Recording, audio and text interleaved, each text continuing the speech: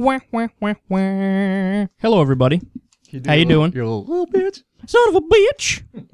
How's everybody doing today? Here with my buddy Corin. Another episode of Kyle and Corin. Number two, I believe. That's right. The big number two. Kind of sounds like I'm talking about shitting. The deuce. The deuce. Got a lot of interesting, fun stuff to talk about. Again, if this is the first time people are listening to this, this is where me and my former co-host just kind of fuck around and have fun and talk about whatever. And it feels like forever since last week, like the whole week. I don't know. You think so? Oh, I mean, you do shit every day. My life consists of just waking up and being like, what the fuck am I going to do today? Do I work today? So it feels like forever to me. Not really. To me, I don't know. This week, yeah, I mean, a little bit. In the middle of the week, I was like, oh my God, this week feels like it's taking forever. But then as time went by, I was like, oh, it's all right. It's not. I feel like everything is kind of back on pace now because I got a little bit of a rest yesterday. Saturdays, I work half a day. Mm-hmm. So I'm feeling back to normal now. But like I was telling you before we came on air, I love this so much more than what I do because it's relaxing. Like I know I mentioned this last week, but like I have so many things going on in my head and so many sheets in front of me when I'm doing what I do. But then for this, I just jot down like literally one line of a couple single lines, and it's just like talk about this, talk about this, talk about this. Some of them are such ridiculous topics that I'm so excited to talk about them. But you'd look so much more like a G if you did your show how you look now with just like a backwards hat, black shirt on. Do you think so? I mean, you look great on the show, like G'd up. You got your nice shirt, jacket. You look a little gangster if you threw like a backwards Nike golf hat on for like a random Tuesday. You know, there were times when I thought about totally dressing down for the show. And I just didn't because I thought I would lose a little bit of an element of professionalism. Yeah. Not that the show looks too professional to begin with, but, you know, I feel like I'm losing a little bit of an element of professionalism that I gain when I'm wearing the button-down shirt and the blazer and everything. Yeah. So I know Joe Rogan, whose podcast I love, he doesn't do news and politics, though. Primarily, he does anything that talks about anything, kind of like what we're doing right now. So his isn't as professional. But like he just wears a T-shirt. And sometimes I look at that and I'm like, I kind of want to do that. Yeah. You know, I used to wear a tie. You remember that? Yeah. I used to wear a shirt and tie, but no jacket. Yeah. I'd wear the shirt and tie. And then I was like, well, let me put the jacket on and take off the tie, and that'll be like the happy medium where I'm not. Some days you throw it off. You throw like a little shirt under the jacket is nice. Yeah. I'm like, yeah, I threw it up. That looks good. Yeah, it's funny. Usually those days I'm lazy. I'm just like, I don't want to like go wear something button down and everything. So I just throw something on. It looks good. So a few things I wanted to talk about today. First of all, in a little bit, you know what I want to do? I want to get to, I thought of things that I talked about on the show where I was pretty much split exactly 50-50 and like I couldn't come to a conclusion. And you and I both know, like, if I'm hungry or something and I'm split between something and something else, like, I'll text you and say, yo, chicken nuggets or pizza. And then whatever you tell me, it's weird. I just go with whichever one you tell me. I don't question vice versa. I don't question. I'm just like, well, I was 50-50. This is my friend. I respect his opinion. So let me just go do exactly which thing he says. And that could be like a 10 in the morning text, too, like, the penny alla vodka or samba fat ass or leftover Chinese from 2 weeks ago. And you'll hit me with the reality. And then I'll be like, go with the Chinese. Yeah. For whatever reason, it always works out like that. So I can't promise that I'm going to agree with your take on these, but I'm very interested to see what you think. We'll get to that in a little bit, but cool. I wanted to kick it off with a few questions that are so absurd, that are so beyond ridiculous, that I think they're interesting. And these are things that I'm going to look like an asshole, because I am. But they're just weird things that I'm pretty sure nobody else has ever spoken about. But, well, the first one, maybe somebody has spoken about. The next two, no. So the first thing is, I know this has happened to me. Roughly 75% of men have had this experience before, where you go to the gym, right? You do your thing. You go into the locker room afterwards. You're like washing your face or whatever. I know what you're going to say. Say it. Say it. There's an old dude, balls all butt ass naked. Your face. Okay. So, and that's exactly what I was going to say. So, and I got a story for this one too. Good. I'm happy you brought this up. So here's the question. Okay. And then we'll get to your story because I'm interested in that too. But is there something oddly sexual about that going on? Like, is there, whether conscious or subconscious, I'm not going to dive into that because I don't want to guess people's motivations, but I'm saying, is there something like when an old dude is walking around, balls hanging out around young dudes, in the locker room. Okay, is it just I'm old, I don't give a fuck, I'm comfortable in my own skin, fuck you if you think I'm weird, and then you just do your thing? Or is it like, yeah, I'm going to walk around naked, and it's going to be awesome, and there's something to it sexually, where there's something going on in the back of their mind or whatever? That's tough, because obviously this person's at the gym for a reason, you know, so they've had in the back of their mind, you know, I want to go to the gym because my appearance has to be better, you know, I want to look good, I want to feel good. Well, some old people, yeah. I mean, I guess for some pretty old people that I've seen butt-ass naked, that sentence is hilarious. They're like, I don't even know if that's going on. Like, I think they just go to the gym at that point because it's a thing to do. It's just like, this is what I do. I go to the gym on this day. And I've also, my dad used to be a member at this, you know, nice golf club, and there it would happen more than anywhere else. We were just old dudes in the locker room. It's like just, I mean, they'd put their fucking leg up on the bench and have a conversation with you, and you're like, dude, get your fucking long-winging, nasty-ass sack out of my face, please. Yeah, and I'm not ashamed of my size, but I'm over here with a towel on. I'm making sure if I'm sitting that's my point. My point is, if you're a dude and you're comfortable and you're straight in the locker room, and it's not even really a gay straight thing. I don't want to just frame it like that. It's like a sexual thrill versus non-sexual thrill thing, I think. But it's... You want to cover yourself up. It's not that you're ashamed. It's just that if you're a dude who's not into that kind of sexual thrill, you just don't want other people seeing your Johnson. Why would you? You know what I mean? Yeah, of course, I agree. But I mean, we're late 20s. We weren't brought up in a time where in a YMCA, that's probably how dudes did it. That's an interesting point. So you think it might be like a cultural thing? Yeah, I think because I mean, you don't really see if we go to the gym, I don't really see like a 18 to maybe 30-year-old kid walking with his schlang hanging, but it's usually an older dude. It's usually an old guy who's got some grays on down below, or maybe like So what are your percentages? What percentage chance do you think it is that we're dealing with, some sort of a cultural thing versus it's sexual? There's something sexual about it. Because I'll tell you my take in a second. I don't think it's sexual because, I mean, unless you're in a locker room with like Jerry Sandusky or something like that and he's walking around with his dick hanging out, then it's a little sexual. But I think when it comes to like a local gym and you see some guys you've never seen before, I think it has to do with just they're happy with their appearance, and also just a generational thing. Because when you go to a football game, I know dudes make it a point when you're at the urinals to just look straight up at the wall. People are, and those are young people. But when you're next to an older dude, he's free. He's usually the one starting a conversation with you, talking about the football game. And for me, I'm like, yo, dude, can we wait till we get out the urinal to finish this conversation? But I've gotten peeks from younger guys too. Like I've gotten around our age people like looking over and stuff. I mean, don't get me wrong. I'll peek once or twice just to make sure that my shit is No, you won't. On Will point. You? Nah, probably not. Of course not. What Maybe. are you talking about? You would peek at somebody else? Well, next to like a good looking black dude, I'll check it out. That's 32% racist, but it's okay because it's the good kind of racist. Yeah, it was a compliment. So here's my take on it. I'm pretty sure there's something going on there. Okay, I'm not flat out saying, hey, it's 100% sexual and it's predatory and this and that. Like anything else in life, there's degrees and there's variations, And this is something, it's not even a gay straight thing. It's not a sexual predator versus non-sexual predator thing. I just think that there's, on some level, subconscious, conscious, whatever, I think there's some kind of thrill they get out of it. To me, if you're walking around naked in front of people who you have no full connection with in the sexual kind of way, there's something to that. I mean, we could all try to pretend, like the very liberal thing to do is to try to pretend like, bro, they're just bodies. Like give them the benefit of the doubt, right? No, not even that. I'm talking about the perception of nudity in very liberal circles is like, it's just your body, bro. And it's true, it is just your body, and that's totally fine, and I agree with that. But the idea that there's not a sexual angle to it if we're talking about nudity, especially if we're talking about nudity in a place where there's many people, you don't know these people, and you're parading around with your Johnson hanging out, I think there's got to be some sort of...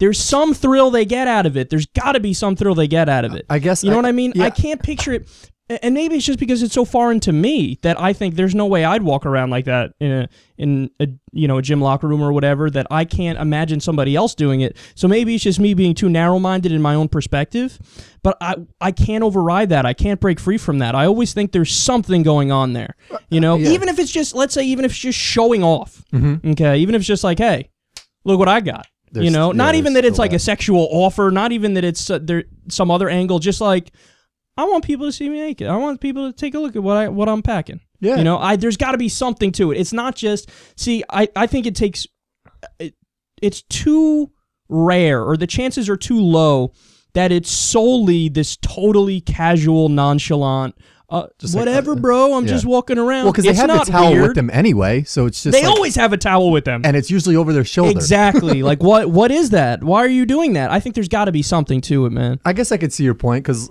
like I said, it's usually those people that are the ones striking up the conversations with you. So it's like, either be naked and keep to yourself, or be naked and don't be so proud of it and have the conversation with everybody that you're like, yeah, I'm naked and I'm not ashamed to show my dick at you. So I could see your side. So did you, I didn't hear, did you tell you, okay, did you tell your percentages? So are you going 50-50 or what are you going? It seems to me like, don't let my opinion change you. Do you? I don't think it's so much. So you weigh more on the side of it's just casual. Yeah, it's just like whatever. Casual, just like a generational thing they grew up where it's like. That's it. I thought we might have a little bit more agreement on this, but that's good. I like when we disagree. Well, so here's my quick story. I'm going to just say. Go ahead. So I run a basketball league at this gym locally, and it's a very, very expensive gym, and I work at another store where it's in an affluent neighborhood. So I'm in the locker room after, and I see a guy from at the ice cream store I work at. And he's beating off. No, yeah. So he's whacking off. I help him. So he comes in and starts a conversation with me. Hey man, how you doing? The basketball league going well? I'm like, yeah, everything's great. So he's like still fully clothed. I'm like, all right, this guy's cool. I see him with his kids when he comes into the ice cream store. All of a sudden, butt-ass naked. Beats off. Starts beating off. So he gets butt-ass naked right in front of me. And to your point, I was just like, what the fuck, man? Like, I see you, like, with your kids and shit, and now it's going to be awkward as fuck. So I was like, all right, so he's just going to get butt-ass naked, and then he's going to stop talking. He kept the conversation going. Oh, God, no. Like stereotypical leg up, having the conversation going. God. So I'm, like, fully clothed. I was just in there to, like, wash my hands or some shit. And he just keeps going with the conversation. So now he eventually left. I see him, when he gets out of work in his work clothes, and it's always in the back of my mind, this dude was butt-ass naked. But for him, it was probably just some normal, casual shit. That's the thing. I don't believe that. I don't think that's true. I think there's something to that. Like, now I'm gonna be a dick, and I'm gonna go way too far, and everybody's gonna disagree with me, but that's fine. I could take it. When I hear a story like that, I always think, imagine you weren't straight, and you just decided, you know what? I'm into this guy, and you reached up and grabbed his dick. I'm serious. What do you think the response would be? I think he would have been like, you know what? Yeah, that's a good point. That's exactly what I'm saying. Because look, as a straight guy, I know for sure one of the greatest moments is when you're making out with a girl or fooling around or whatever, and then they first grab your dick. Oh, that feeling right there. Yeah, like it's like heaven. Yep. Like you get a rush of dopamine, serotonin, all the happiness chemicals in your brain. Yeah. And you're like, yes! You have a party in your head. And so knowing that context and that perspective, that like if there's a slight chance, like if there's a slight opening, like you start to fool around and you're like, it may happen, but it may not happen. Let me not get ahead of myself. It may happen, but it may not happen. And then it happens, you're like, yes! So if this dude is having a conversation, just joking around or whatever, but he's naked and he's putting his leg up in front of you on the thing, it's like, to him, that's the dance going on in his mind. It's like, well, it's not going to happen. It's not going to happen. He's probably a straight dude, whatever, but maybe it will happen. Maybe it won't happen. Oh, man. I'm like traumatized. Am I making sense, though? No, or it makes 100%. Okay. I might have to sway my percentage Now let me add the massive caveat, though, that could totally be not true. And it's of course it's possible that he's just a dude and he's just like casually conversing. Okay, see, now I'm thinking I'm wrong on that because I think honestly their culture is a little different and a little more open. Play soccer all the time. We still have we still have a huge puritanical streak in American society, whether or not we believe it and the way we act, and so you might have just swayed me off my own opinion a little bit there, but I'm just presenting it as a possibility. But I do think that there's something to it, even if it's not like I'm cruising for sex or something, you know. I think there's something to it, even if we fucking get Freudian on the situation and say, well, let's dive into your mind and what happened when you were 4 or whatever. Like, and we try to trace things back to, well, why do you like this kind of thrill? You know what I mean? There's something to it, because you don't do that unless you want to do that, you know? Yeah. I mean, I guess there's a chance it's just be casual, nonchalant. I knew how it worked in women's locker room. I wish some oh my God, how hilarious is it? Let us know how that goes down in a women's locker room. How hilarious is it that, like, there's this pervasive fantasy that goes through men in every country where they all have like the female locker room scenario where it's like they're showering or whatever and somebody giggles and throws water at the other one. No, come here. Then they start making out and grabbing each other. And the chances of that happening are roughly 0%. Well, that's like when I was growing up, I was always like, oh man, my first time when I get to go to a nude beach, this is going to be the greatest experience ever. I'm going to see the hottest girls butt naked. Every time you go to a nude beach, it's the most disgusting ladies ever, and you're just like, I don't want to be here. It's you see the saggiest titties and the biggest bellies. Unless you go to South Beach, then you see a couple. All right, so now since we're admitting things we were wrong about and related to sex, I'm going to tell 2 embarrassing stories real quick. When I was a kid, I thought for the longest time, I never knew it was vagina. I didn't know the term was vagina. I think I'd only heard like my mother or my sister say it in passing, and I was convinced it was fachina. F-A-C-H-I-N-A. When I was a kid, what age? Before I went through roughly 22. No, when I was a kid, imagine me like Googling on YouPorn, like vagina. You'd get some like Chinese like dishware. The name's Gina.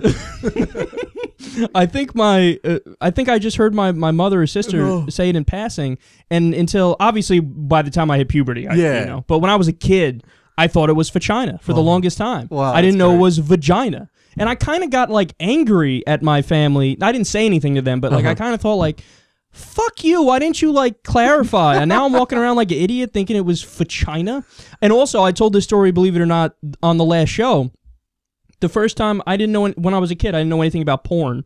Me and my family, we were on vacation in upstate New York where my dad had some friends. And so one of his friends' sons had a hat that said porn star on it. Okay. And I remember we were in a parking lot and this kid walked out and we didn't know we were going to see him. What? You were in a nice neighborhood. Very nice neighborhood. So this kid walks out of the store, and my dad sees him like, hey, actually, his name was Kyle, too. He's like, hey, Kyle. So he walks up to the door. He starts talking to my parents or whatever, and his hat says porn star, right? And so when we pull away, my dad, who for whatever reason was like at times fairly conservative when we were young and growing up, when I hit age, you know, I told you the story about he took me to the massage parlor the other week. Like, he became just my buddy, and he would talk about whatever. But at the time, he was fairly conservative. So he looks at my mom, and he goes, did you see what his hat said? And my mom was like, yeah. It said porn star. And then me and my sister in the back, I think my sister was probably old enough to know what it was, and she just kept her mouth shut. But I was a child. I didn't know. I'm like, porn? So what is that? I asked, what is that? And silence came over the car. I remember this distinctly, and I was a child. Silence came over the car. So then they weren't answering, so I just assumed, because I'm an idiot, that I guess they don't know either. So I started throwing out ideas. The first idea I threw out there, again, shows you how big of an idiot I am. I say, it's probably in the Corin family. It's probably like, because again, we're upstate New York and they farm and shit. So I'm like, well, porn sounds like corn. Could be in the Corin family because they grow corn, right? And they're like, right, yes, like, you got it. That's got to be it. Nobody even like gave me acknowledgement, like, yeah, you're onto something. They were just like, quiet. I'm like, yeah, that's got to be it. I nailed it. I nailed it. And by the way, that shows you the same kind of mental process that I have today. Where I'm like, if I think I'm right, I'm like, no, I'm right. I'm right. Stop it. That's it. So that's great. Yeah. Anyway, so now let me move on to another. Well, that's like, I can't tell people my favorite show that I watch, Pawn Stars, because like it sounds so much like Pawn Stars. The first time you said it to me, we were playing cards, and I was like, porn stars? Yeah, I thought you said porn stars. I told my dad about the show, or he might have told me, and he was just like, wait, what show are you on? Yeah. And I was just like, no, pawn, like a pawn shop. Yeah. Now they have pornography, a new show that they're doing with that. So the next question, everybody's gonna think I'm a fucking perv and a half for talking about this, but okay, that's fine. So there was an article the other day in HuffPost Weird News. I thought about covering it on the show, but I didn't at the last second because the story was fishy. Mm-hmm. It was about a woman who got a third boob. Oh, I think. Now, it turns out later on we learned it's likely fake because she was trying to get into the news before and she had a weird checkered past that didn't make any sense and like she just wanted attention or whatever. Mm-hmm. But still, there are other, I mean, I'm sure there's other examples. Like there's the woman in the Arnold Schwarzenegger movie Total Recall who had the 3 titties, right? Yeah. Obviously, that's not real. It's a movie. Mm-hmm.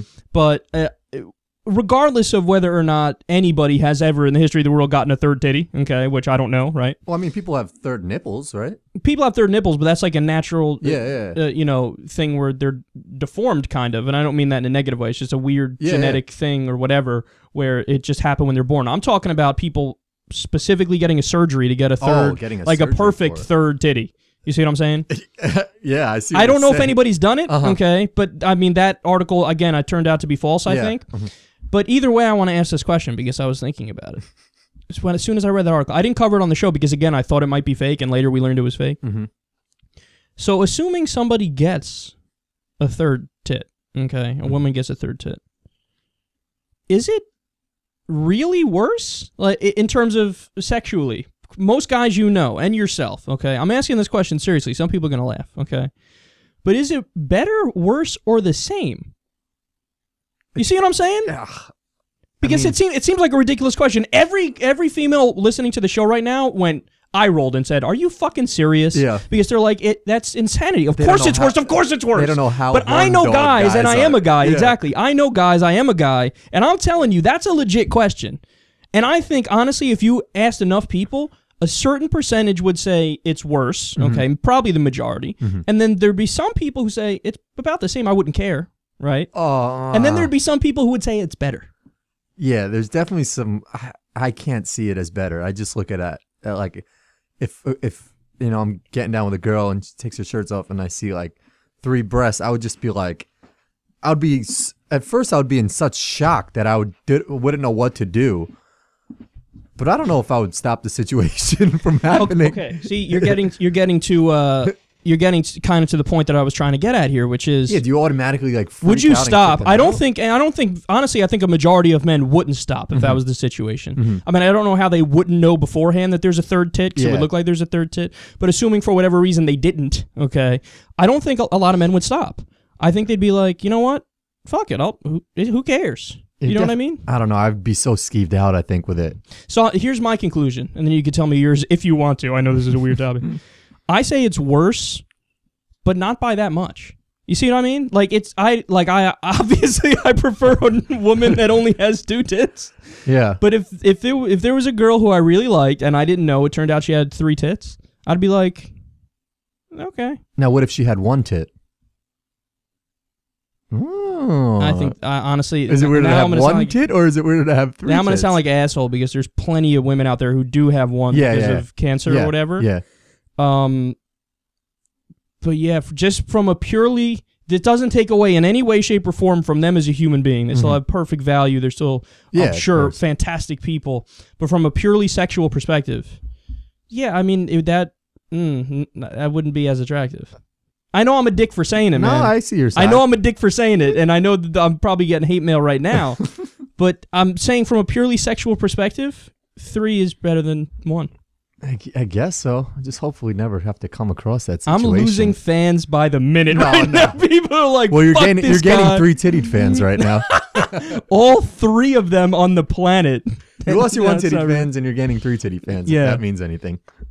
I see. I don't know. That makes me an asshole. But I'm just saying from a purely sexual perspective, I do think 3 is worse than 2, again, to be clear, but just by a little bit. Like, if it was some weird thing that this girl who I was into liked and was like, you know what, I want to get a third tit, I would say, oh, are you sure? And then she's like, yeah. I'm like, okay. Yeah, but like I wouldn't. If it became the cool thing to do, like if Kim Kardashian started doing it, then you'd see every girl. If Kim Kardashian did it overnight, there'd be roughly 1.7 million who set up their appointment. Yep. Okay. There'd be degrees in like third tit like schooling that you'd have to go through now to become that doctor. But then if there was like a third ass cheek, then I wouldn't. I'm not into that. Really?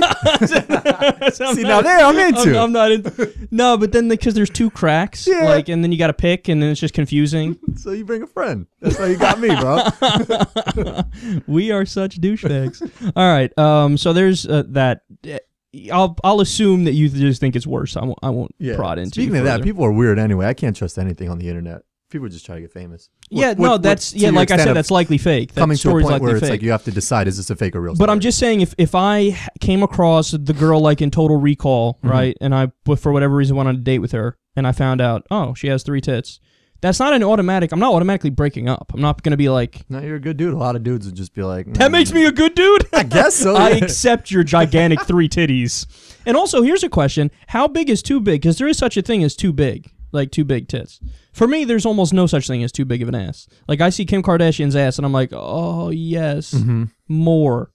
But for tits, I do think it's possible to get, like... Oh, yeah, it gets a little D, I'm fine with Ds. They're nice. Yeah. When you go above that, I mean, maybe one above that is okay, but then once you get past that, it's like, because now you look silly. Yeah, and then is it in proportion to your weight size and stuff? But for ass, I don't think there's ever...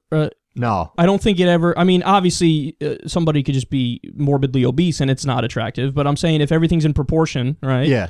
Then you could go Kim Kardashian style, maybe even go a little bigger, and I'm fine. I don't know. Like you wouldn't go bigger? I thought the same thing, and then I was flying to Vegas one time. Oh, this was a different time I was flying to Vegas. And I saw a girl, normal size. Legit, her ass was like so big, it got to a point where I looked at, my brother, and I was just like, too big? That looks a little weird. Would know me. If I was there, would I have done it? in real life. If I was there, would I like it? See, yes. You know me. But it was it might have even hit a borderline with you where you're like, it's a little weird. Really? She was hot, so? But it was like it was weird. See, all of my listeners are well aware that I'm roughly 50% black, and this is just proving it even more. Yeah, I can out big ass even a big ass loving black dude. Yeah, yeah, you can. Yeah, you can.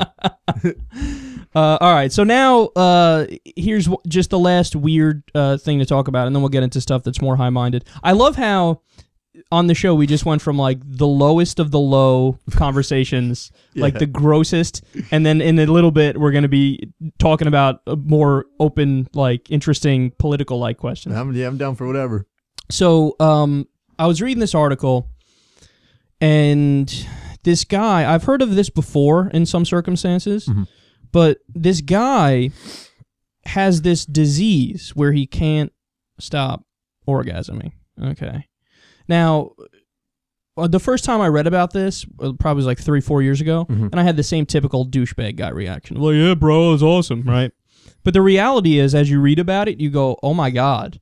Like, people have killed themselves over this. People talk about how it's excruciatingly painful because an orgasm is pressure builds, and then it's release, right?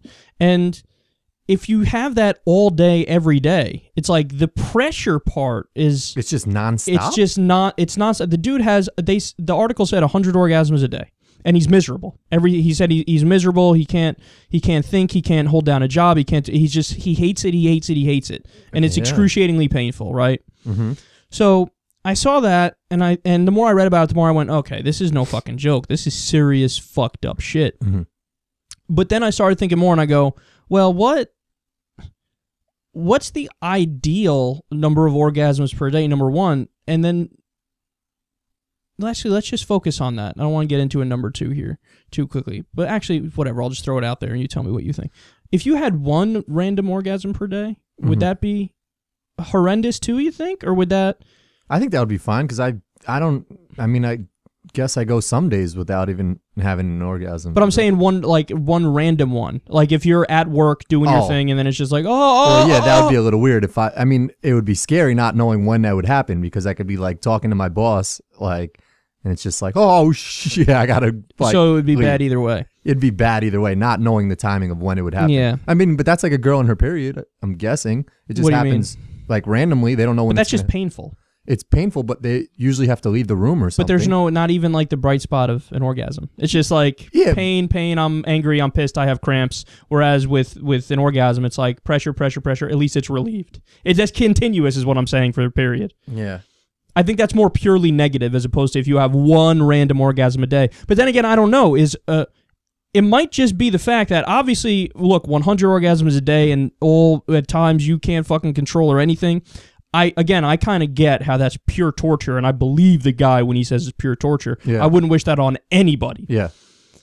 But for one, my answer actually I think is no. I wanted to ask the question anyway. I don't even think one random orgasm a day would be acceptable in terms of how it would make you feel if you'd like it or not. You know, that's because that's really what I'm hinting at. If you had one random one a day, would it be like something enjoyable or not? I say probably not, based off what I've read about this guy and what I've read about this disease.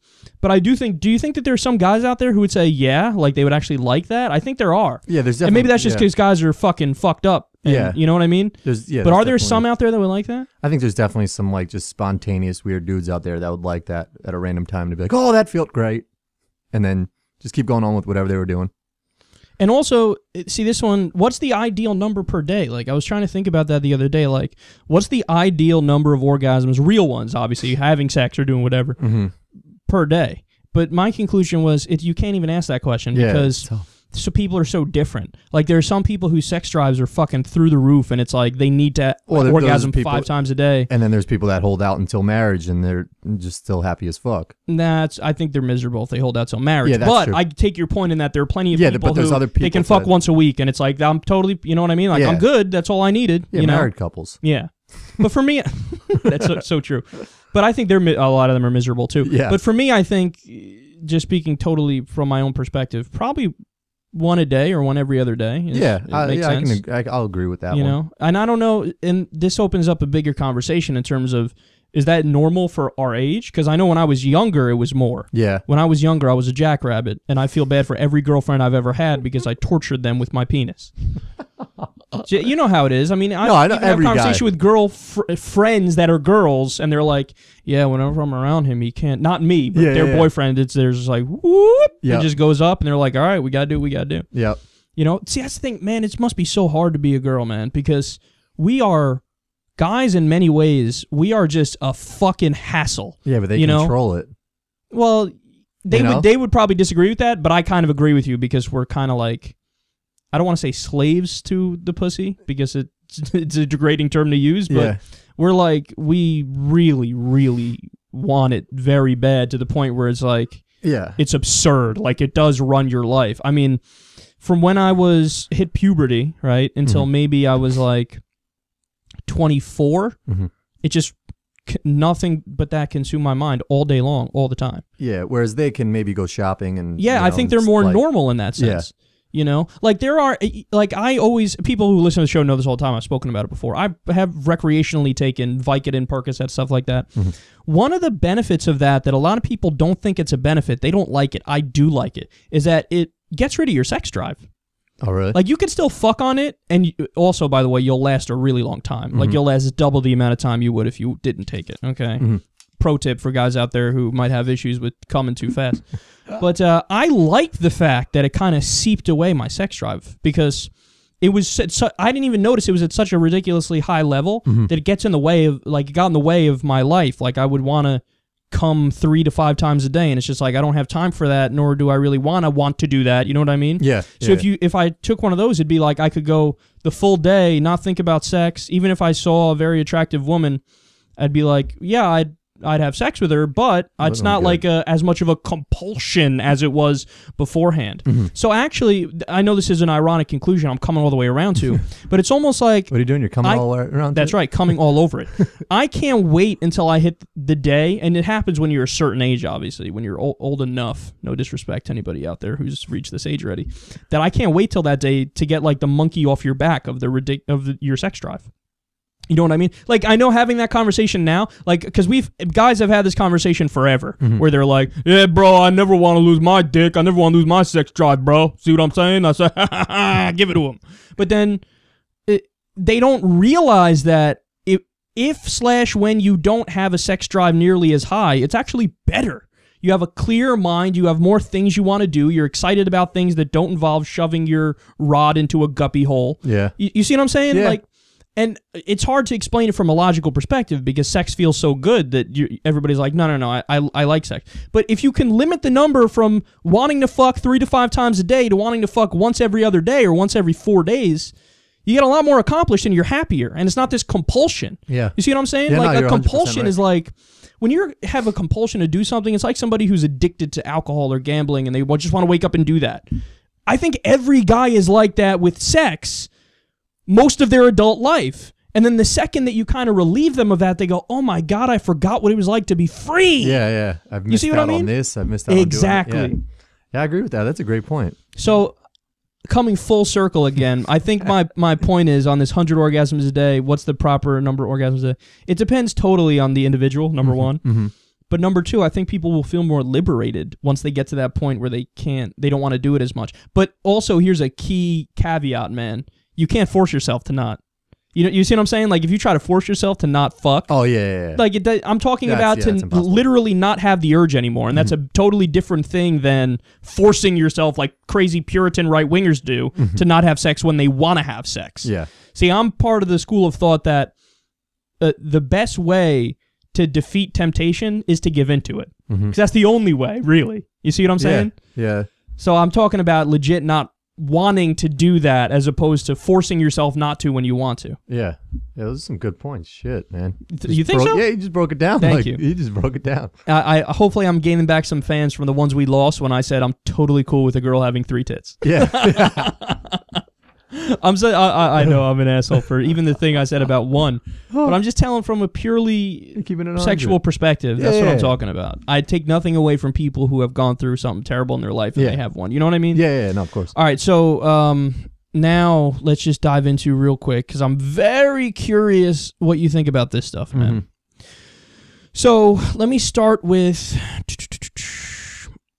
the cigarette one, because this was such a great one. And I pulled this on Facebook. It was almost exactly 50-50. Oh, really? Okay. Yeah, let's see. So we did a story the other day about how in the U.S. they were considering taking cigarette packs, putting pictures of diseases you get from smoking on the cigarette pack.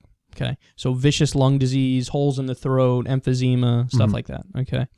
And what happened is the FDA passed the regulation. They have the authority to pass the regulation. They did. And then a federal judge slapped down the regulation and said, you can't do that because it violates whatever. I don't know what law or I don't think it was the Constitution. It was some law it violated. They slapped it down. Okay. So now they're not allowed to put the pictures on the cigarette packages. Now, on the one hand, my more libertarian side comes out of me and I say, well, that's really just nanny state badgering, because it's like the state is not only telling you, hey, here's a warning on your package, okay, and here are all the problems cigarettes will give you, but it's also just rubbing it in your face. It's like, it's going to give it to you, and here, look at the picture, blah, blah, be afraid, blah. You know what I mean? Like, it's overkill in that respect, right? Yeah. So my more libertarian side says, okay, smokers get it. They see the warning. You did your piece. Now shut the fuck up and let them make their own decision, right? Yeah.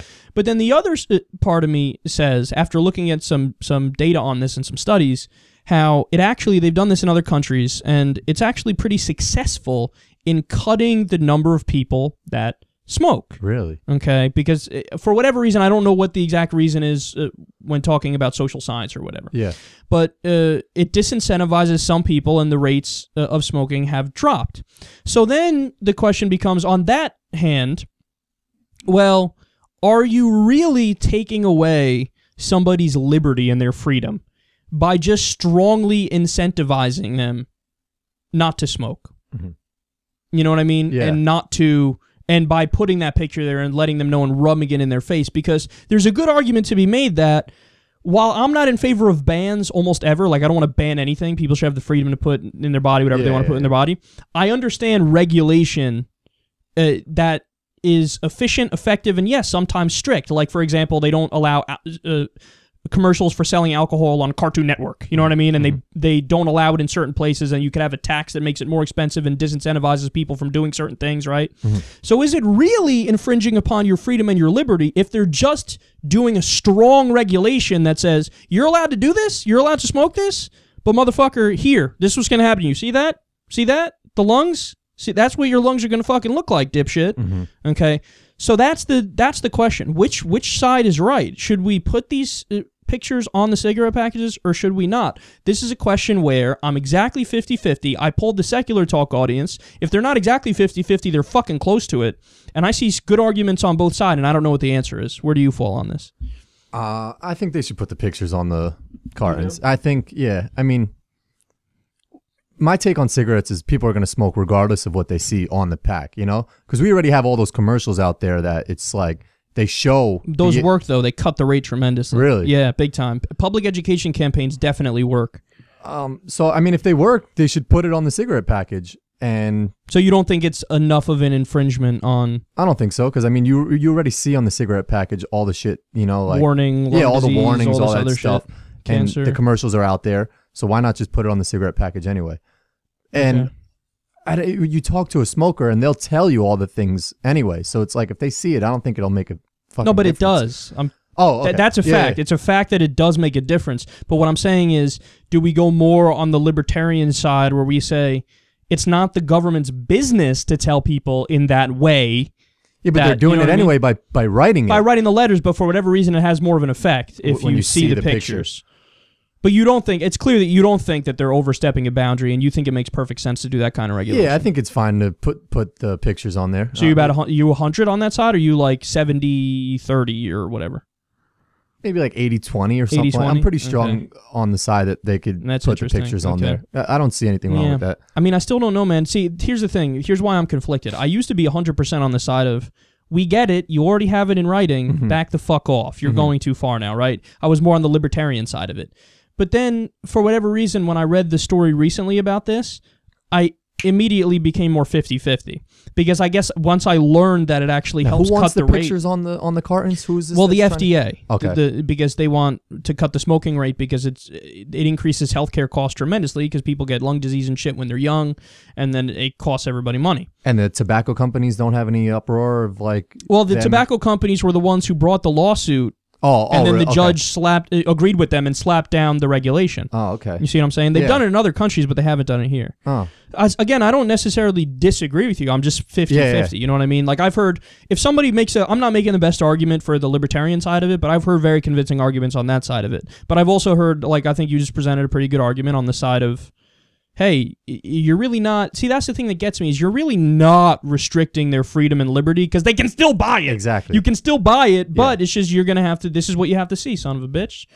But look, another counter-argument is, well, okay, if you want to do that, then why stop there? Why not put a picture on a McDonald's bag of some fat-ass kid with diabetes at the age of 27? That's a good point, You see what I'm saying? Yeah. So that's a better argument on the libertarian side, where it's like, well, if you start there, where are you going to stop? Yeah. You know, show pictures when you buy a beer. Imagine they show a disastrous car crash with a dead body on the ground. Yeah. Like, have they gone too far? Because that's what happens a lot of the times when you drink. Yeah. So I guess I got to sway down to like 65. Ah, see, like that's a good argument, right? That is a good argument. Okay. It's like, where do you stop? All right. So that's, okay, interesting. Good so point. you're kind of split like I am too. All right, that's why now. you do the show, man. Your points have been on point today. You think so? Yeah. Thank you. I like this format because I'm bouncing ideas off of you as opposed to, see, that's what people gotta understand. Like, you're better with it because you can see both sides of it, and you know, and take. I mean, look, I see both sides of it, but sometimes I'm 100 on a certain side. Yeah, because you're confident in how you feel about that. I mean, my show is basically me being 100 time and time again on different topics where I'm 100. Yeah, true. I mean, I could see one side, and then you tell me another side. I'm like, fuck, man. But that's because look, you're giving me too much credit. Because that's because these are specifically, I pick the ones that I'm 50-50 on, and exactly, you know what I mean? Yeah. But you watch my show all the time. You see, I'm more. Most of the time, let's be honest, I'm piling on to the stupidity of certain people and trying to explain to them why they're dead wrong about something. Yeah. You know? All right, so next one, let's go to. This is a good one, man. I'm very curious what you think about this. So first of all, do you agree with me? Let's start with the premise here. Do you agree with me that so you're really sick, you're 76 years old, you have a terminal disease, you're in a motherfucking shitload of pain, right? And you decide, I don't want to live anymore. So let me go peacefully, right?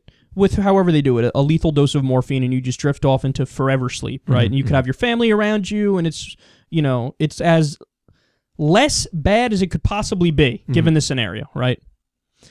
So you agree with that they should be able to choose, right? No question. Okay. I agree. See, I agree with that too. And what's insane is that the overwhelming majority of states in the U.S., I think only like 4 states have physician-assisted suicide. Really? The rest of them don't have it. I think even in New York, we don't have it. Like if one of us got terminally ill and we wanted to die and we're in pain, they'd say, you have to stay alive. So what is it like when a parent or something will eventually say, pull the plug? Isn't that considered? Oh, that's when that's when they're on like life support. Life support. Right? So basically, they're dead, but the thing is just keeping their heart beating. Right. So they're already dead. Once you pull the plug, they're gone. Okay. They're basically dead already. Okay. You're just keeping their heartbeat going. So then that's just when you make it official and you pull the plug because there's not going to be a chance of them. So I mean, in some way, that is sort of no, because like they're already dead biologically, but it's just the Okay. thing is keeping their heart beating. You see Yeah. what I mean? Yeah, There's yeah, a big difference between that and somebody who's alive that says, "I'd like to die now." Yeah. Okay. So. Yeah. And they have do not resuscitate. It's like if when you die, you don't want to be resuscitated. They have that, but you have to first naturally die, and then they don't resuscitate you. It's not a proactive thing, which is what we're talking about here. Which is, hey, I want to die. Let me get a lethal dose of something that'll just put me to sleep calmly. Yeah. As opposed to waiting to have a heart attack or a fucking stroke in your bed, which is much more terrifying. Yeah. Right. So you agree with me on that. Now let me explain my dilemma. I always go back and forth between whether I'm purely in favor 100% of this idea, which is called euthanasia or doctor-assisted suicide, or if I'm in favor of that with some key regulations. So, for example, let's say there's a 12-year-old boy, okay? Let's say not even terminally ill. Let's say severely depressed. And this boy has maintained at 12 years old for a very long time, I want to die. Okay? And the society does all the right things. Hey, we're going to send you to therapy. Hey, we're going to give you these drugs to make you feel better, whatever they are, antidepressants, et cetera, et cetera. You exhaust everything. And at the end of it, still 100%, I'd like to die. I can't stand living this life. It's the most painful thing ever. I'm not happy. I know I'll never be happy. There's no hope. We tried everything. I'm telling you I want to die. Let me die. Should that 12-year-old have the right to do that or no? No, I don't think so. Okay, now why not? I'm curious. I don't think...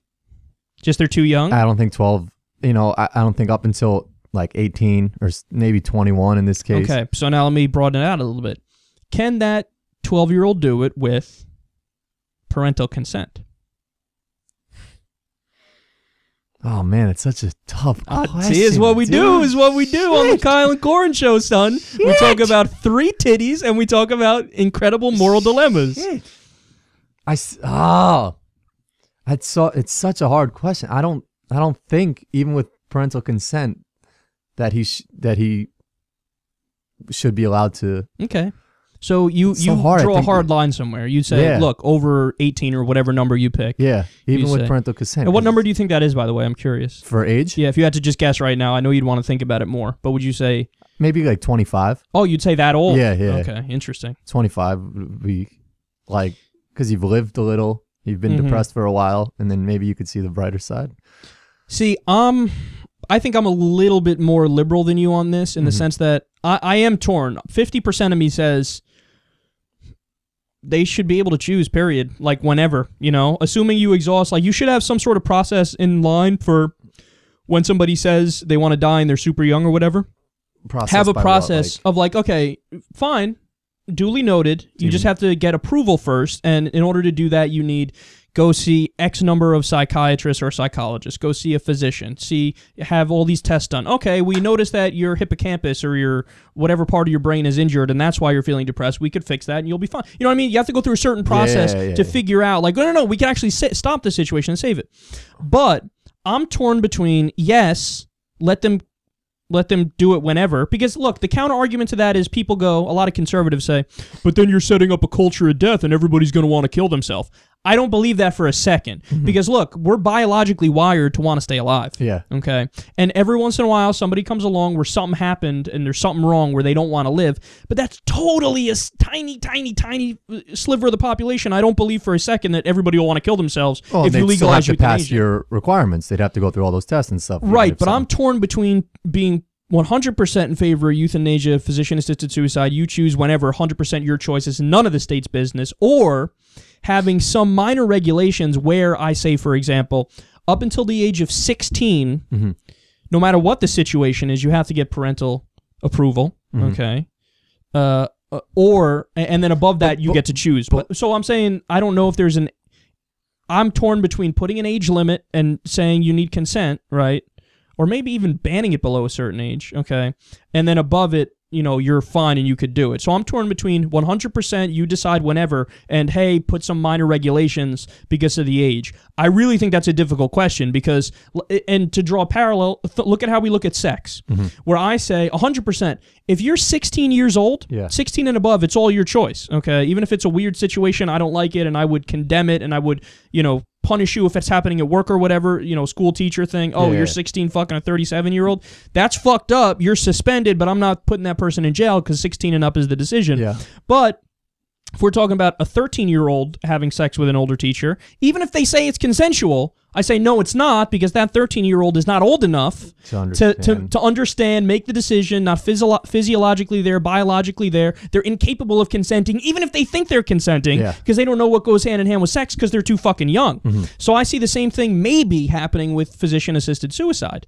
How below a certain age, it's like, sure, you say you want to die. Do you really want to die? How do you know you want to die? You haven't even gone through puberty yet. You don't understand more than half of what's happening in life. And I know that's a condescending thing to say. Which would just make somebody want to die more if someone was asking those questions. And that's the thing. I know it's a condescending thing for me to say, but to me, things about age are they get very tricky. Like, there's a certain line where we all agree, it's your life, you get to make whatever decision. Yeah. But then there's other lines where it's like, there's no perfect line, but I think we just draw it at 16 because it's the closest we could come to a universal number. Yeah. And it's like, below that, if you're 11, but then again, who am I to tell a poor 11-year-old kid with terminal cancer who says, I want to die? But then there's also probably studies that say your brain isn't finished developing until you're 20-something, or like, I heard like maybe 27, you're not fully... I mean, I think we're always learning. Like, how I am now is not anywhere near where I'm going to be when I'm 32, you know what I mean? Yeah. So it's constantly in a state of change. I think the question is, where's the minimum line you can draw it, where you say, we're giving you the benefit of the doubt because it's not the state's business. You could choose to smoke or drink or whatever.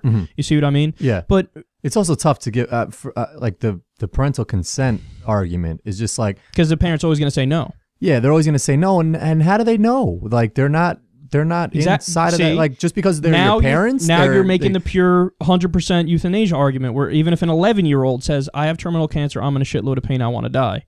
Like, who are we, whether the state or the parents, to say, no, I'm going to keep you around for my own selfish needs because I came up with this ideological argument, that backs up my case. But what the fuck does ideology have to do with it when you're sitting in a bed and you're in incredible pain because you have cancer and morphine's barely taking the edge off? I mean, there's something fucked up about that. You know what I mean? Yeah, no, 100%. So it's a tough one. Yeah, it's tough. But I think there's got to be some line. Yeah, there's got to be some line. So, but would you draw the line and then before that ban it, or before that have some sort of process like parental consent, psychiatrist, whatever? I like the psychiatrist and stuff.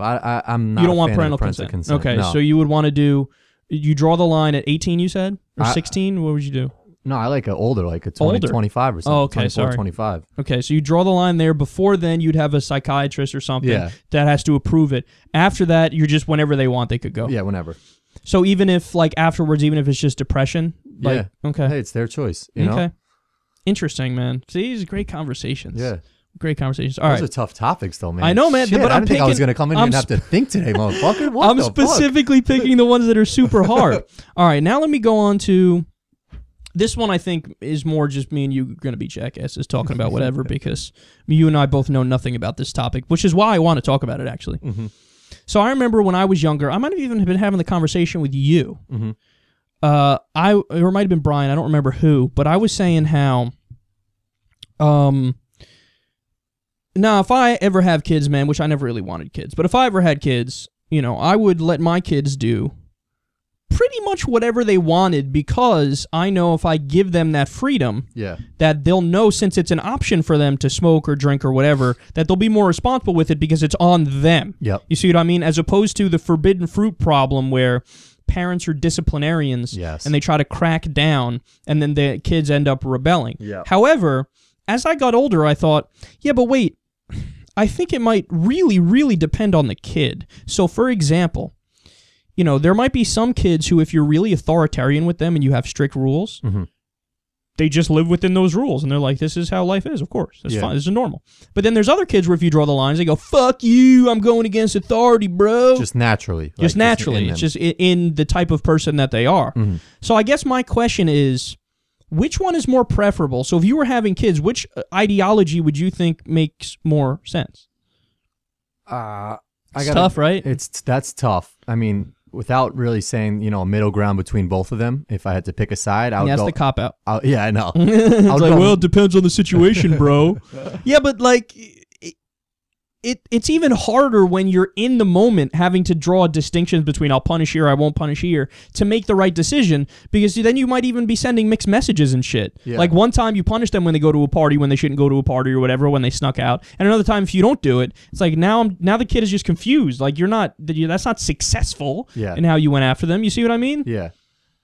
Which direction would you lean in is my question. I would lean more on like the freeway side, the free will side, the free will side, because that's mostly how you were raised, right? Yeah. And it worked. Yeah. I mean, you never did. We had fun and we did some crazy stuff, but no more than anybody, And people are listening right now going, "You motherfuckers told the poker stories last week." Yeah, totally not true. Yeah, exactly. I mean, we could have gotten probably killed a couple times, but we learned our lesson. But yeah, no, I got to go on the free will side, because from what I've seen, kids growing up in certain areas too, where the parents are super strict and super, rules in place and don't do this and don't touch that, don't hang out with them. Those are usually the kids that are the ones doing all the weird shit, doing all the drugs, hanging out with the wrong people. See, you think so? See, I'm more 50-50 on it, because I know I can point to examples on both sides. Uh-huh. So like your parents, perfect example, they let you basically do whatever you want. You turned out great. Mm-hmm. But on the other hand, my cousins, there's 2 cousins I have. Mm-hmm. They had the most disciplinarian parents ever. They turned out lovely. Really? But then there's also the flip side is true too. So we both know people. Can you think of anybody off the top of your head? You just give the first name. You don't have to give the last name. Of somebody who had disciplinarian parents and started going crazy. I just can't think of anybody off the top of my head. Michael. Oh, but they were disciplinarian, really? I think so, yeah. I think they were like the whisper strict. that everybody heard, but that's fine. He doesn't fucking listen to the show. That's fine. Did he have disciplinarian parents? I think so, yeah. I used to go over to his house, and they were pretty strict, and then... Really? Okay, interesting. Yeah. And then he just turned into like a just off-the-wall... Oh, everything. And there's another one whose name is Zach. Can you whisper his last name that everybody hears so I don't feel like Morris. I actually don't remember his last name. But he kind of looked like Zach Morris because he had blonde hair. I know who you're talking about. Yeah. He had the free will parents, and he was fucking cuckoo for Cocoa Puffs. I think there's always just going to be exceptions to it, and it depends on the kid, right? It depends on the kid. But see, the thing that's so hard about being a parent, though, is you have to make a decision before you know anything about the kid. When the kid's just shitting in their diapers, you have to make a decision. Am I going to be disciplinarian, or am I going to be free will? It also depends on the parents, too, and the situation, because I think the second kid you were talking about moved from a lot of different places. Who knows if the parents, were in turmoil. So, I mean, they could see different things. So they can be all mixed up, hearing one thing and seeing different things. I don't know. See, for me, this is for how I was raised. When I got the more free will side, when I was younger, it was more disciplinary. And then when I hit a certain age, it was more free will. Mm-hmm. That's the only way I could have survived and been successful. Mm-hmm.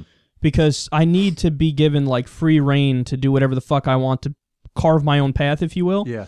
But I know there are other people where they're more... Need they're more military in their style, where it's like order, control, you say something, I execute, you know what I mean? Yeah. So is it really just the ever 50-50 question where it depends on the individual, and it's because I really don't think it's hard to just say I side more on the disciplinarian side. I side more on the free will side. I still gotta say I side more on the free will side. On the free will side? Yeah. That's interesting. Okay. I've seen too many cases. Where they get fucked up when there's disciplinarians? They've gotten fucked up with discipline. Look, you may be right, man. But then also there's a lot of free will. I know there's the head coach of Kansas City Chiefs now, Andy Reid, who his son, I guess, was neglected and probably had all the free will, had all the money available to him. He went crazy and did stupid shit. He committed suicide.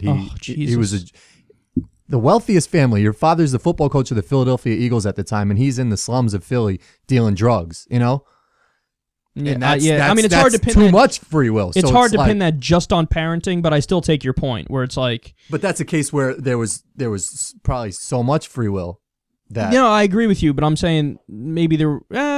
You know what I'm saying? I know. I'm just saying it's hard to draw the causation correlation where you say because the dad offered nothing but free will, therefore he killed himself. I guess so. I think there's a lot more that goes into it. But I still take your point that there are plenty of kids where, I mean, look, there are plenty of examples of rich kids, right, to your point, where we see, like, they have no rules, they have all the money in the world, and they just destroy themselves. They just spend all their money. Tommy Hilfiger's son. If you ever seen a photo of that guy? No. Like tattoos and his face covered, like he looks like Lil Wayne. But he's Tommy Hilfiger's son.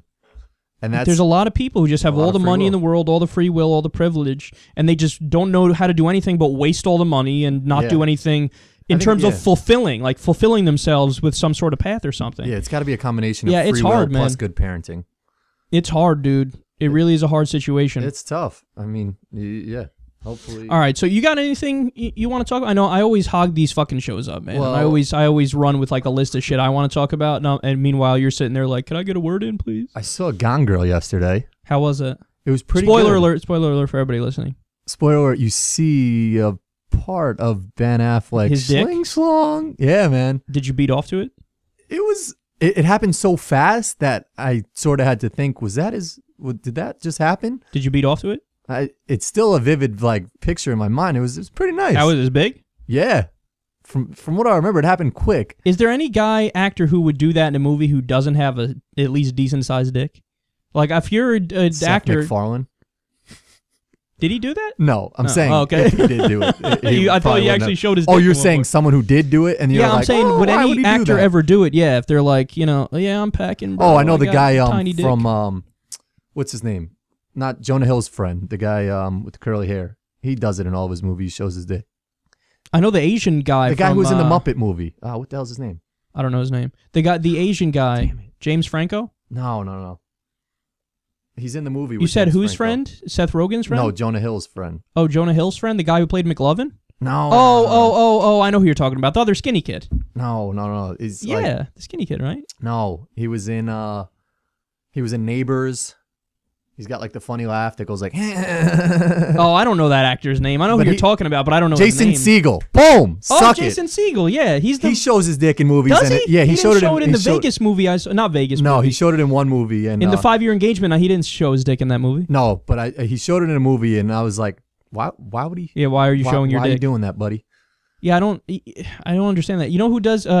Chow does it in the Hangover movies. Yeah. That's hilarious. I know. Like he's been in a lot of movies, and then he's just fucking showing his dick in all these movies. I mean, he lives up to the stereotype, I would say. Just lost more fans. Oh yeah. What stereotype were you talking about? Smart Asians. Yeah, exactly. Entrepreneurial Asians who take advantage of white people. So we'll end in a second, but I want to bring up two more things. Do you have to go now or no? No, I'm good. Okay, if you're good, then let's just talk about these things real quick. I just gotta watch the Cowboys game at 4. Oh, fuck. We're not going to be here that long. That'd be forever. So, a few more things here. This is random as fuck, but I wanted to bring it up because I was doing it before you came. I was cleaning, right? Mm-hmm. I might be one of 14 people on the planet that enjoys cleaning. Oh, I love cleaning. Oh, you like cleaning too? Cleaning. So this is awesome. I didn't know that. So therapeutic to clean. That's exactly the word I was going to use. Love it. Because as you're cleaning the area, you're like, oh, I'm organizing and structuring my life and purifying it. And it's like you're putting everything, as you're cleaning your area, you think you're cleaning your mind. Exactly. Like, you know what I mean? Yeah. And you're avoiding other shit that you have to do. So it's like, I don't want to clean some hard shit. I don't really want to do some like. Oh no! You know what I never do? thing. Like in terms of vacuuming and shit. I'll never vacuum. I'll never go to hard to reach places. That's the hard shit. So don't get me wrong. Everything I own is dirty. Yeah. But it's organized. Exactly. That's what I'm it is. The same way. Are you really? Yeah. That's funny. I love cleaning. Like I love organizing. Yeah, it's therapeutic. I love doing that shit. That's awesome. Let me ask you a question. This is totally random too.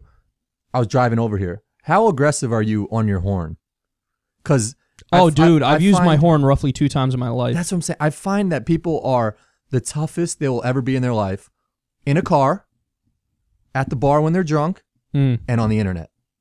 Dude, that might be one of the top 5 breakdowns I've ever heard of anything. Because you like, just nailed that with those areas. You're right, and I think I've heard like comedy sketches on not sketches but stand up where they mention certain things like that. Yeah, especially behind the wheel of the car. Behind the wheel of the car. Yeah, you would think that like The Rock, Dwayne Johnson is behind every single wheel. You would think that they have a concrete barrier between you, and you're in different, you're on different sides of the Great Wall of China or some shit. It's incredible. But it's just a fucking thin little thing. Because I was driving Louis over C.K. here. does a thing about this where he's like, you do know you're right there, right? Like you're 8 feet away from me. If we just remove the cars, you would never speak to each other like that. That's what I'm saying. Yeah. Or the same thing with beer muscles at a bar or on the internet. Oh, the internet is the best, man. The internet is the best. I love it. If you were to meet some of these people that just they say the craziest shit, they wouldn't speak. I'm sure people have told me, "Oh, I like your show." Meanwhile, there's somebody who, when they're actually commenting on my show, it's like, "You fucking cocksucker! You want to tell me If I saw something you in person, oh man!" And then it's like some guy who's like 2'7" with glasses. But see, I like the thing about the internet though, because it's like it's an outlet for people to get out their frustration, and it's also I think people are more honest in that brutality. You know what I mean? It's a medium where you have a mix of everything, and it's more honest and it's more open. But you gotta have a tougher shell because some people say some fuck. Oh no, of course, and that's where I'm lucky in that respect, I guess, because most criticism I don't give a shit about. Like I categorize it into different things. If the criticism is so ridiculous, it just I don't care. And sometimes I'll fuck around with people and like respond, but I'm in my head I'm like, look at this fucking idiot. But then there's other instances where like if I think a criticism is merited, okay, and it makes me think, I can take that to heart. I can improve upon it, Like I like it if somebody explains something to me in a logical way and it's clear they're not just being a dick for the sake of being a dick and they think I'm wrong about something, I'll listen. You know what I mean? Yeah, that's good on your part. Yeah, but sometimes it gets hard to distinguish sometimes because there's so much hate and vitriol and like just stupid comments and shit. Like some dude recently was going after me about this thing called Gamergate. I saw that. That's oh my god! But it's just I actually felt bad for the guy though. See, that's the thing. Like at a certain point, I stopped fucking around with him, and I was like, "Are you all right?" Because it seemed like he was legitimately unbalanced. Like something was really that's wrong. Usually the people that are doing all this, the internet blogging, the people who fucked up the most. Yeah, but I mean, so incoherent the arguments were, and it's like everybody knows. I've said on air before, like I support the gamer community. There's nothing totally lovely. You guys are great. We were gamers. Yeah, of course. I love you guys. What the fuck are you talking about? Just the thing they just keep insisting upon this one story about how. They were snubbed or something, and liberal media keeps referring to them as like misogynistic losers or whatever, and it's like, dude, don't like whatever. Let that. Who cares? Like people are gonna call you whatever they're gonna call you, man. Pizzas. I mean, it's whatever. Like, let that brush that off, dude. Who cares if? And people act like it's some sort of big like they're not gonna vote Democrat anymore because of this. Like, what do you? The Democratic Party has nothing to do with the liberal blogosphere who would say something that you might not like. Like, and what does that have to do with their policy on abortion and marginal tax rates and foreign policy? Like, they're totally separate things. Yeah. If that's what stops you from voting Democratic, you need to fucking learn how to act and learn how to vote because that doesn't make sense. Yeah. You gotta let that stuff, Yeah, but I get frustrated in the car because it's like people are the toughest people in the world, and you don't want to cross the line where you don't want someone to get out of the car and eventually do something. Yeah, I very rarely have ever used my horn. Yeah, and if I do, it's just a little like boop. Yeah, me too. I never. Some people. All right, so last two things. This is a thought I've had for a long time. Everybody who's listening is going to go snooze fest, but I want to get your opinion on it because I'm convinced of this. I can't figure out for the life of me why some really rich investor has not set up alternative sporting leagues. Why have people not set up a league with professional indoor soccer players, for example? I would watch that. I would be interested in that. I would want to play that. Indoor soccer, it's like mini calcio. They play it in Italy all the time, where it's like a little hockey rink size thing with a smaller goal, and you play like a volleyball, and you guys run around. Sport where they throw that, like the same size court as that Olympic sport where they throw the ball. I don't really remember exactly what you're talking about, but probably. Okay.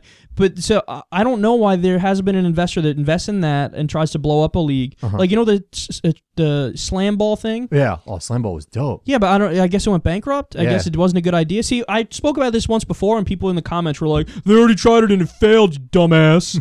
And I'm like, Okay, that may be true, but then maybe the problem was with the advertising campaign and getting the word out, because I think certain things are just guaranteed great ideas that'll do well, but you got to do it the right way. Yeah, exactly. A lot of things fail at first. You know what's even better than slam ball? Trampoline dodgeball. Oh. They had tournaments of it on YouTube. I actually watched some of the videos. So I'm like, this is fucking awesome. Yeah. Imagine if that was on TV. Imagine if they played that on ESPN2 all the time. I think what would happen is it would be a lot like what happened with poker and the Chris Moneymaker generation. I agree. Where it would blow up. The trampoline dodgeball would blow up and somebody would get very fucking rich if they just set up a league. Yeah. Put aside, if you're a billionaire, okay, put aside $100 million. Yeah. Invest in different places in different towns, right? Mm-hmm. So get however many teams. How many NBA teams are there? I don't know. It's funny because you're the biggest NBA fan I know. I don't know it either, by the way. I don't know. 32? I don't know. Well, whatever. Let's say just do 27 teams or whatever for trampoline dodgeball. Put them in all the big cities, right? Yeah. People will go. They'll watch. They'll play. They'll enjoy it. It'll be a new big thing. I think we're getting to a point where you're going to start seeing that. You think so? We're starting to see more obscure sports. I know just in locally, there's like kickball leagues, there's dodgeball leagues. That's what I'm saying. There's Those weird shit like that. Like I'm why into CrossFit. Is it? And they're just started. It's called. There's like a CrossFit. It's Grid League, and they have like New York, DC, like San Francisco, and they have teams of people who CrossFit and they compete against each other, and it's on TV. It's on like NBC Sports. See, why is it? Why is it that people just assume, and I did this too, we all just assumed that the sports that there are that are big are the only sports that matter.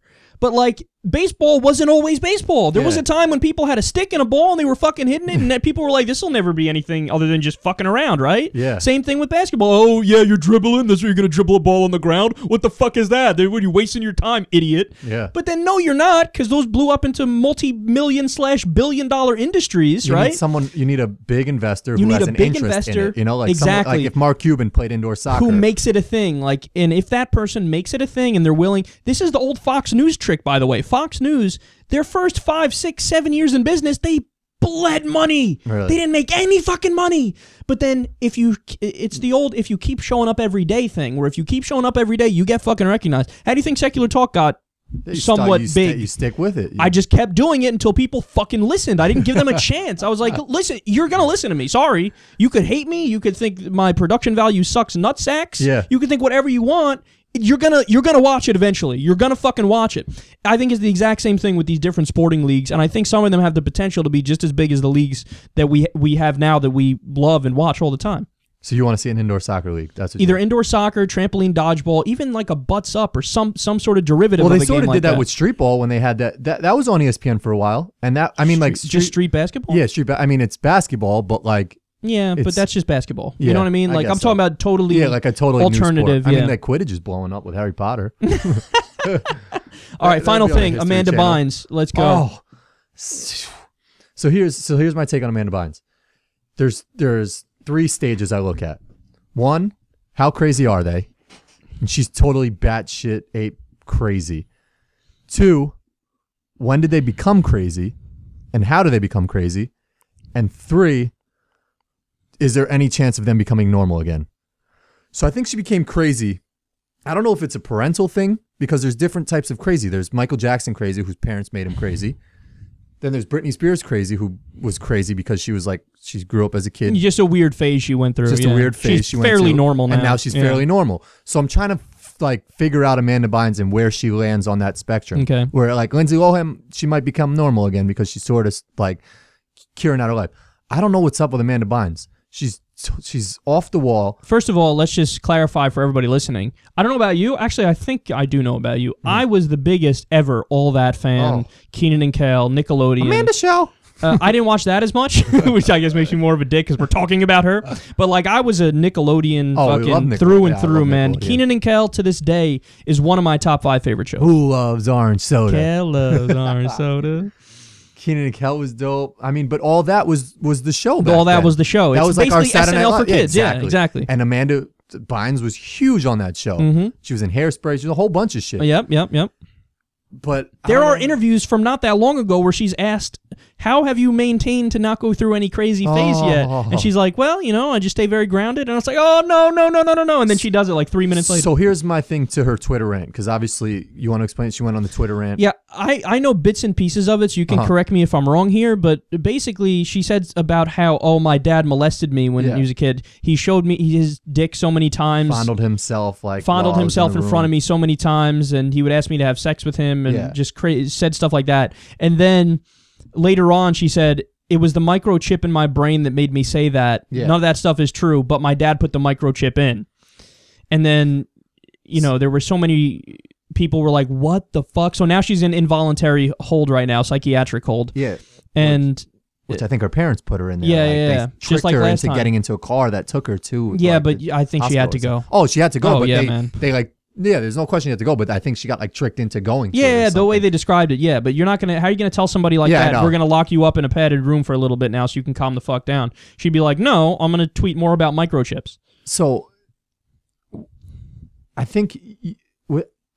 I think she, want me to tell you what I think what's going on here? Yeah, because, honestly, I have more training in psychology than most people because that was my first interest in college. It was going to be my major, and I focused on that for a while.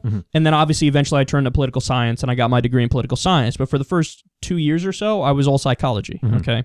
And I always cared about it in high school. Mr. Mont, Mr. Mont, I was big on psychology. So it's like a second passion of mine, right? In fact, the only normal thing I ever wanted to be at one point was a psychologist. Everything else was like, football player, basketball player, fucking talk show host, right? Somehow talk show host worked out, but that was the only somewhat normal thing that I wanted to be. So what I take away, when I look at her, what I see is a genuine chemical imbalance in her brain off the charts. I think there's a decent chance that she may be schizophrenic. She may have a mild form of schizophrenia. But do you develop that, or do you get that because you grew up in a household where everything was like, you got to be perfect, you got to make it to Nickelodeon, you have to be the best child actress? Like most things in life, it's probably a mix of both. It's probably you're predisposed to having some sort of problem. Like a lot of people, they're more predisposed to having depression or bipolar disorder or something like that, and then something triggers it, right? But for this, it seems like, she was more predisposed to having something like schizophrenia or a mild form of schizophrenia, and then something triggered it. Now, I want to be clear to everybody listening. I don't have a degree in psychology. I'm not a psychologist, right? I just have some background in it. And I could be 100% wrong and off base here. She would need to have an actual expert look at her and diagnose her, right? But I'm saying based off of her pattern of behavior from the last however many years, it strikes me that this isn't a Britney Spears situation where you flip the fuck out, you cut your hair off, okay, you're temporarily out of it, right? This isn't a situation like a lot of other child actors and actresses go through where... something's wrong, and then they get back on their feet, and, or they go through a bankruptcy because things fall apart around them. No, this to me seems deeper because when your comments are that disassociated from reality, and look, we don't know, and if, they would have to look into what happened with her parents, if it's true or not, right? And we're not in a position to say it did or it didn't happen because we don't know anything. But when you're talking about microchips in your brain, and when she's like in the past, she said things also that are just absolutely off the wall. When she's wearing wigs to court, right, that are just make her look like she's crazy. It's almost like she's sending out signals to the world. Something's fucking wrong with me. There's a video of her getting off at the airport, like giving peace signs, and just she's so lost. So what she needs, in my opinion, is Seroquel or Thorazine or some sort of antipsychotic medication, and that might make her. See, this is why I get so angry with the psychology and psychiatry community. Psychiatry a little less, but psychology more. Is that they treat genuine mental problems more like it's a choice. Like there's so many cognitive psychologists nowadays who talk about mental issues like depression, where they basically say to you, well, think happy thoughts. Positive psychologists, right? Yeah. Think happy thoughts. You got to change your thought pattern to be positive.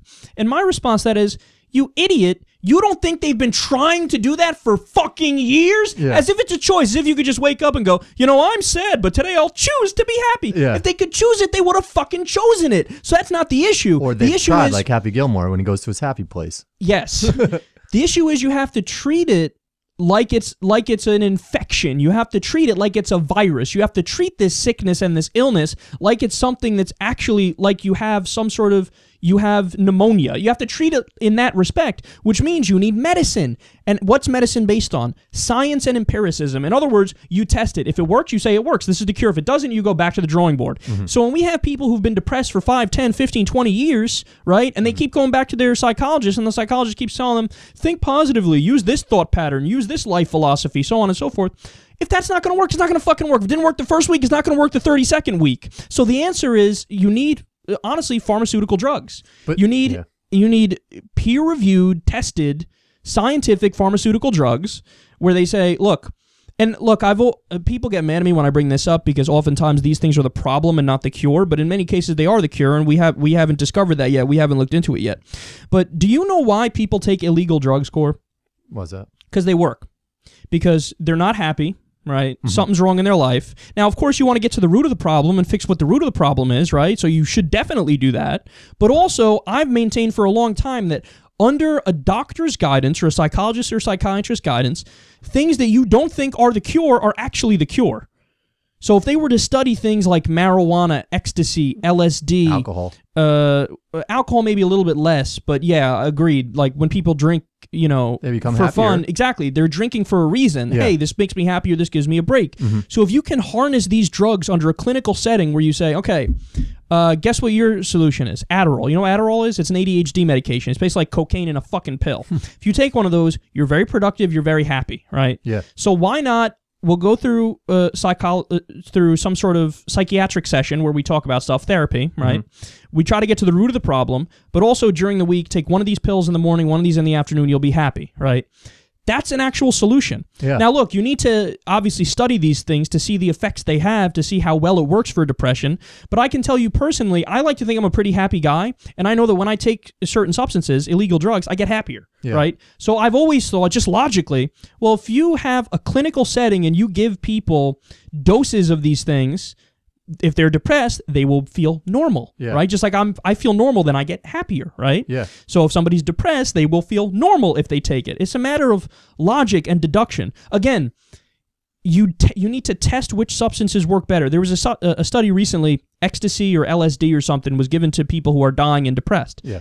Immediately made them happier, immediately made them feel great. Another study, certain psychedelics, psilocybin, which is magic mushrooms, and LSD, they have the potential. They've been successful in curing alcohol dependence and being addicted to cigarettes. Cured it recently. Vice had an article about this. We covered it the other day on the show.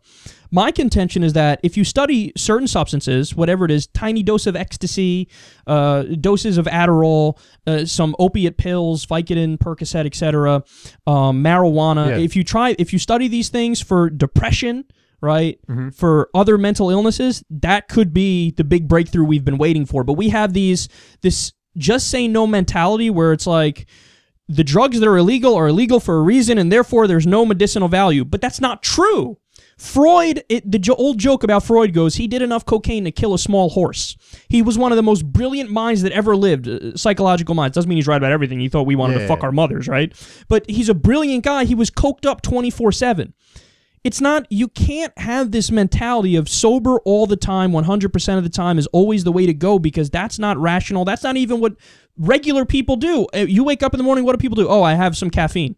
You wake up in the morning, some people have a Red Bull, some people have a Monster Energy, some people take a Xanax, some people, the number of substances you put in your body that have some kind of psychoactive effect during the course of the day are tremendous. How many people come home from work, have some wine, have a beer, have a glass of whiskey? You're changing the chemical makeup of your brain. You're giving yourself a rush of dopamine. There's nothing inherently wrong or bad about that. No, you're right. You see what I'm saying? Yeah, I think the key part is, sorry, just one more thing real quick. I think the key part is, though, if you study these things for mental issues, right? And they end up, and by the way, for Amanda Bynes to be on point here, I'm not saying she should have these substances. I think she needs more an antipsychotic like Seroquel and Thorazine, right? So this isn't for her. I'm talking about other people for this stuff. Fuck, I totally forgot what I was going to say. You make your point, because I totally forgot what I was going to say. I was going to go to like a fucking stupid sports analogy where it's just like, what's a performance enhancer? And, like creatine is legal, caffeine is legal. You can do all these things, but then once you get to HGH, once you get to... Exactly. They go, oh, no, we draw the line. That's illegal. Or a football player saying, I smoke some weed after practice because it relieves the pain a little bit. And it probably does for the athlete, but it's illegal. Okay, by the way, I remember what I was going to say. See? You needed me for that second. I forgot what I was going to say again. No, I got it. I think the key point is that it's got to be in a clinical setting. Mm-hmm. So, in other words, you can't... That's the problem. Right? Exactly. That's the problem is, if you have some jackass kid doing coke, right? They don't know the proper dose. They don't know what the right dose is that'll make you feel euphoric versus the dose that'll give you fucking heart palpitations and you have a heart attack and die. Mm-hmm. And there are lines. With any drug, you take too many Advil, you're going to fucking die. Mm-hmm. Okay? Yeah. You take the right amount of Advil, your headache's gone. Mm-hmm. Well, it could be the same thing with with cocaine and depression. Hey, do a line of coke. Okay, that's it. You're done now. Whereas normally somebody would do 4 or 5 lines of coke. Someone would say, these people get addicted, you know? Of course, but that's the thing is, we're always so quick to jump to the big A, addiction. The big A letter. Oh, you're addicted, he's addicted, she's addicted. Have you ever... I'm not a huge caffeine head, but there are times where I've gone 3 weeks straight having caffeine every day, and then I don't have it one day, and then you get headaches. Yeah. You get the shakes a little bit. Yeah. You kind of feel like you have a very mild version of the flu. Mm-hmm. That's exactly what a hangover is. That's exactly what withdrawal from every single psychoactive substance is. Some it's worse than others. Mm-hmm. But guess what? Some of the ones that are the worst in terms of the likelihood of death when you're withdrawing, alcohol is the worst. Alcohol withdrawal is worse than heroin withdrawal. That's crazy. I know, it's a scientific fact. When people withdraw from alcohol and they're serious alcoholics, like you drink all day, every day for weeks, months, and then you stop, you're more likely to die from that than you are from heroin withdrawal. Wow. They're both super painful, but the heroin withdrawal won't kill you. The alcohol withdrawal will kill you. Wow. It shows you that the way we look at substances is totally irrational. It's based off of, I'm going to steal Joe Rogan's theory again, it's based off of momentum. So... what the previous generation does, well, that too, of course, that's embedded into the system. What the previous generation did was they said, these drugs are good, these drugs are bad, because the brown people use these drugs, the white people use these drugs. Ban the ones the brown people use, keep the ones the white people use. And then we just accepted that without really seriously questioning it and diving into it. But if you have... There are advocates, doctors, psychologists, psychiatrists, advocates for all of these illegal drugs in a clinical setting. I saw a documentary the other day. A man had terminal cancer, okay? Mm-hmm. He was going to die in months. Him and his wife, their relationship fell apart because of his terminal cancer, and he didn't know how to react to his mortality, and he was miserable, she was miserable. They went to a psychiatrist who did ecstasy therapy with them. Okay, where every once in a while they did it 2 or 3 times. They would take an ecstasy pill, sit down, and talk. Mm-hmm. Cured all of their problems. Wow. They sat down, they held hands, they spoke about things in detail, they spoke about death and life and how much they love each other. Cured. Now, if you say that in polite company today, advocating illegal drug use, and this person's a low life and bad for society.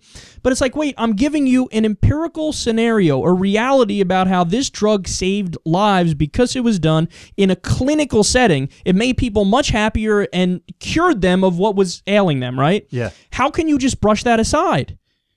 And people just brush it aside. Yeah. And I think the reality is I would like all these drugs to be legal anyway, but I think the most important thing is in clinical settings, there are so many illegal drugs that have so much promise for mental health. And for if you take it regimented in a clinical way with the doctor overlooking you and you follow your dose and you listen to the instructions, I think a lot of these illegal drugs can totally change people's lives and make them happier. But again, just to be clear, for Amanda Bynes, I'm talking specifically, but she needs antipsychotics, not these drugs I'm talking about. You got to take her word a little bit with the father, right? I mean, I think it should be investigated. Absolutely. Yeah. I mean, look, me and you spoke about this a little bit the other day, and I think my whole thing on that is you can't just take her word as gospel right now because obviously she's tweeting about microchips in her brain and whatnot, and that's absurd and totally not true. So we don't know if that other aspect is true or not, but that's why we have investigators. That's why we have people who can dive into their history and dive into, talk to... I think she has brothers and sisters, right? Or she has siblings. Well, the cops will talk to them and figure out what's going on here and see if something's really wrong or not. So in that area. Mm-hmm. So, I mean, I hope they find it out, and I wish her the best, man, but I really do think she needs to be on a strict regimen. She shouldn't be living alone, and she should be on a strict regimen of Seroquel, Thorazine, whatever the new antipsychotic drugs are that they're using, because I think those are her only hope. And I do think it'll work, too, by the way, in the long run. If she doesn't live alone, and if she sticks to her meds, I think she'll be okay. But I think she has to do that, because I really think that she's bordering on schizophrenia if she's not already there. Yeah. I don't see it ending well. I think. You think so? Yeah, she's got too many demons. It just seems like. Well, we can only hope it ends well, man. But I hear you. I mean, I don't blame you for being pessimistic. I knew all that anytime soon is what I'm saying. No more Amanda show. More importantly, will there be another Kenan and Kel? Oh, I hope so. Do you realize how fast I'd watch that show? Oh, I already know every episode of the old Kenan and Kel. Every episode I know. What was the store owner's name? Chris. Chris, yeah, that's right. You got it right. All right, guys, we're done here. Corin, you're the best as always. Thanks, man. Thanks, you're not going to be here next week or the week after, right? Yeah. Okay, so you're gone 2 weeks. In Kansas City. Go Royals. All right, being Tuscaloosa. Was good, Alabama. Shout Holla out at Kansas me. City. I don't think anybody's ever shouted out Kansas City, have they? Kansas City's gotten some shout-outs before. Right. Not Tuscaloosa, though, except from Charles Barkley. He's the only one who's ever shouted out. So, all right, so we'll be back here in 3 weeks with Corin. You guys will see me on Monday. Love y'all to death, pumpkin. Kisses.